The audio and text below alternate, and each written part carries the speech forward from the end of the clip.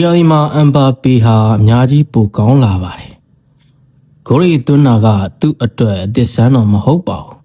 ။နောက်တလဲဂိုးရီအများကြီးသွန်းနေအောင်မှာပါ။အမ်ဘာပေအနေနဲ့ဘောလုံးတစ်ခါမှမထိရတဲ့ပွဲတွေလည်းရှိလာပါလိမ့်မယ်။ကျွန်တော်တို့ကီလီယန်စီကမျှော်လင့်တာကသူ့အနေနဲ့ခွေးတစ်ချိန်ပဲရခဲ့ရင်တော့အဲ့ဒါကိုဂိုးဖြစ်အဆုံးသတ်ပေးဖို့ပါပဲ။ဒါဟာရီယယ်မက်ဒရစ်ရဲ့ပုံစံဖြစ်ပါတယ်။ရီယယ်မက်ဒရစ်ဟာသူ့ကိုအများကြီးလိုအပ်နေပါတယ်။အက်တလက်တီကိုလီဗာပူးတို့လိုအသင်းတွေနဲ့ကစားရတဲ့အခါဂိုးရီသွင်းဖို့လိုအပ်တဲ့အချိန်မျိုးတွေရှိပါတယ်။ဒီအသင်းတွေကတခါတရံမှာပိတ်ဆို့ကစားတတ်ပါတယ်။အဲ့လိုအခြေအနေတွေမှာသူ့အနေနဲ့ပေါ်ထွက်လာပြီးဖြည့်ရှင်းပေးဖို့လိုအပ်ပါတယ်။သူဟာဗီနီရှယ်နဲ့ချိတ်ဆက်ကစားဖို့လိုအပ်ပါတယ်။ရီယယ်မက်ဒရစ်ဟာချန်ပီယံလိဆုရယူနိုင်ဖို့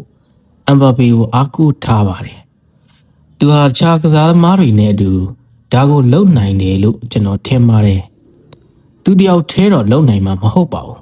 ။သူမှာဗီနီရှယ်ပါဝင်တခြားကစားသမားတွေလိုအပ်ပါတယ်။ဒါကတော့သဘာဝပါပဲ။ဗီနီရှယ်အမ်ဘာပေရိုဒီဂို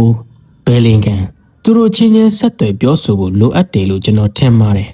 ။တယောက်ကဂိုးသွင်းဖို့နောက်တစ်ယောက်ကဖန်တီးပေးဖို့ပါ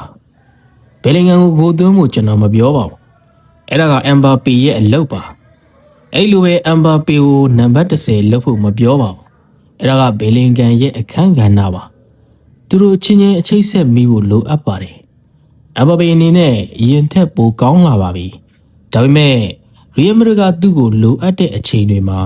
ပိုပြီးအာရုံစိုက်ဖို့လိုပါတယ်။ဘာလို့လဲဆိုတော့သူ့မှာအဲ့ဒါတွေကိုလုံးပြနိုင်ဖို့